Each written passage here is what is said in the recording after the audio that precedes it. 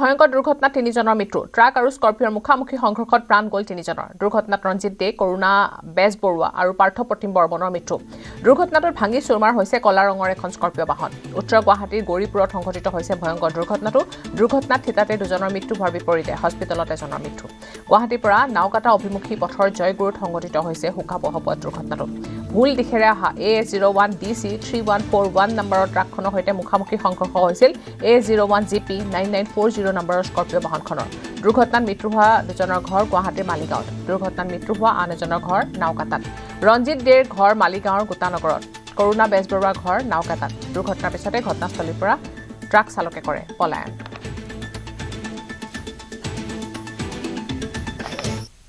মোৰ যেটো কৰুণা বেজবৰুৱা হয় মোৰ সৰু মামা হয় গাড়ীখন মালিগাঁও সাইডৰ পৰা আহিছিলে চেংচাৰি পিনে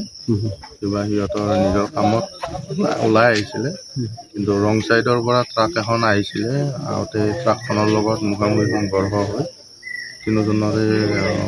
দুজনৰ চলোৱাজনৰ আৰু লগত আগৰ সিটত বহাজনৰ স্পট ডেড হয় কিন্তু মামা পিছৰ সিটত মাজৰ সিটত আছিলে কিন্তু মামা কিছু টাইম আছিলে মেডিকেললৈকে নিয়ালৈকে জীৱিত অৱস্থাত আছিলে তাৰপিছত মেডিকেলতে মৃত্যুবৰণ কৰে কি গাড়ীত আহিছিলে স্কৰ্পিঅ চাফাৰী আছিল গাড়ীখনত কেইজন মানুহ আছিল গম পাইনে এখন তিনিজনে আছিল স্কৰ্পিঅ তিনিজনে একজনটো আছিল ভালে মেডিকেলত মাৰা গ'ল বাকী দুজন নাওকাটাৰজন আপোনালোকৰ আত্মীয় হয় ঘৰৰ কি নাম কৰুণা বেজবৰুৱা মইতো নাওনা হস্পিটেলৰ পৰা গৈছোঁ থানাত ফোন কৰিছিলে ছাৰে ফোনতে যাই স্পট পাইছোঁ আৰু সিহঁতক গোটাইকেইটা এটাতো বাৰু ঠিকেই আছিলে এক্সিডেণ্টটো ক'ত হৈছে এক্সিডেণ্ট আপোনাৰ বুদ্ধ মন্দিৰ পাৰ হৈ গ'লে ট্ৰাকখন ৰং চাইডে আহিছে ৰং চাইডে আহিছে আটাইকেইজন দুজনটো স্পট ডেড হৈছে এজন আছিলে কিন্তু মেডিকেলত ঢুকাইছে ঈদত কুৰবানীৰ পৰা ৰক্ষা পৰিল ডোনাল্ড ট্ৰাম্প নামৰ মহটো বিশ্বজুৰি লাভ কৰা বিপুল জনপ্ৰিয়তাৰ বাবে মহটোক কুৰবানী নিদিয়াৰ সিদ্ধান্ত বাংলাদেশ চৰকাৰৰ প্ৰত্যক্ষ হস্তক্ষেপত কুৰবানীৰ পৰা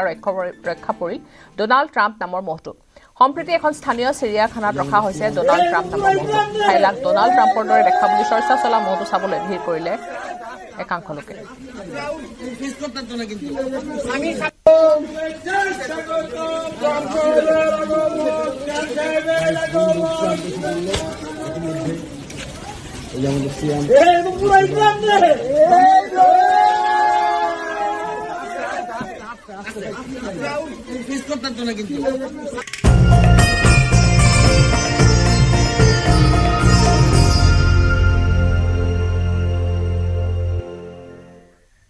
আজি পবিত্ৰ ঈদ উল জুহা সম্প্ৰীতি বাৰ্তাৰে ঈদ উদযাপন ইছলাম ধৰ্মাৱলম্বী লোকৰ সমগ্ৰ বিশ্বৰ লগতে অসমতো ধৰ্মীয় ভক্তি উঠা আৰু সম্প্ৰীতিৰ মাজেৰে উদযাপন ঈদ উল জুহা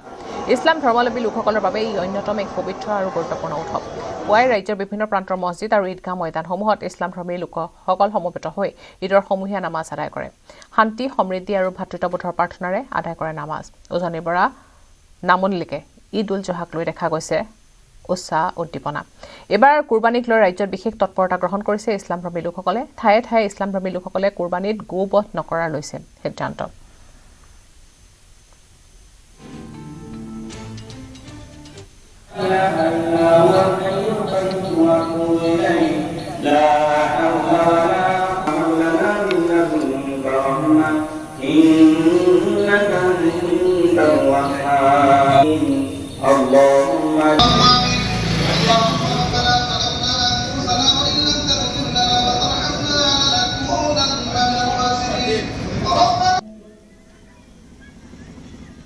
সমূহ অসমবাসী ৰাইজলৈ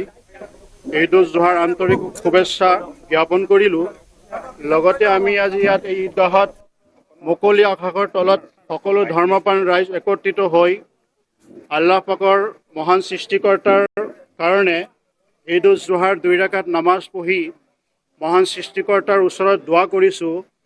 আল্লাহ পাকে মহান সৃষ্টিকৰ্তা যাতে গোটেই বিশ্বখনক শান্তি দান কৰে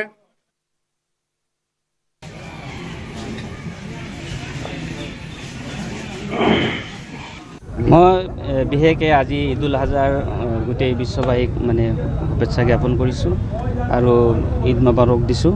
আৰু তাৰে লগতে মই গোটেই বিশ্ববাসীক এইটো কামনা কৰোঁ যে আমাৰ মুছলমান সমাজক যিটো বেয়া প্ৰচলিত ভাৱ এটা ওলাইছে, মদ ভাং এইবিলাক বেয়া কামবিলাক যাতে আমি সকলোৱে আজি এই দিনৰ উচিলা কৰি যাতে আমি এইবিলাক সকলো বস্তু যাতে আমি ত্যাগ কৰোঁ, সেইকাৰণে ঈদ উল আজহাৰ নমাজ আমি আদায় কৰিছোঁ। আৰু গোটেই আমাৰ যিহেতু অসমত বহুত ধৰণৰ ধৰ্মাৱলম্বী লোক বাস কৰে, আমি যাতে সকলোৱে একত্ৰিত হৈ একগোট হৈ আমি যাতে অসমখন আগবঢ়াই নিব পাৰোঁ, শিক্ষাৰ ফালে যাতে আমি আগবাঢ়ি যাব পাৰোঁ, তাৰে কামনা কৰিছোঁ। যিজনে জান্নাতৰ পৰা দুম্বা লৈ আহিছিল, তাত থিয় হৈছিল, উপস্থিত আছিল। সদৌ অসমবাসী ৰাইজক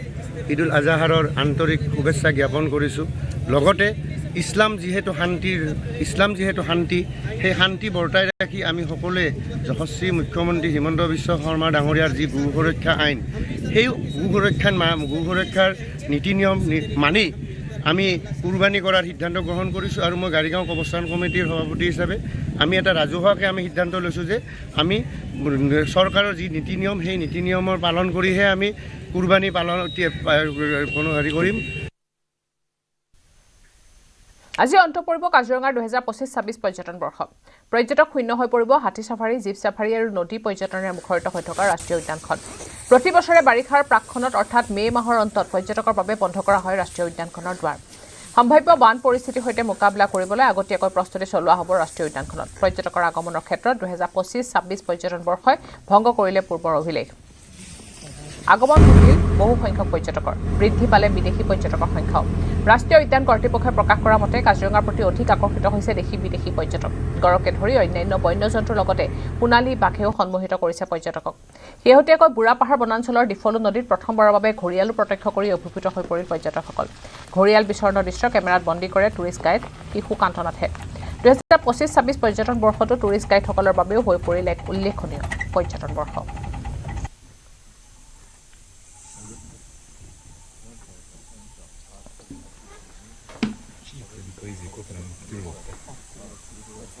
কাজিৰঙা ৰাষ্ট্ৰীয় উদ্যানৰ 25-26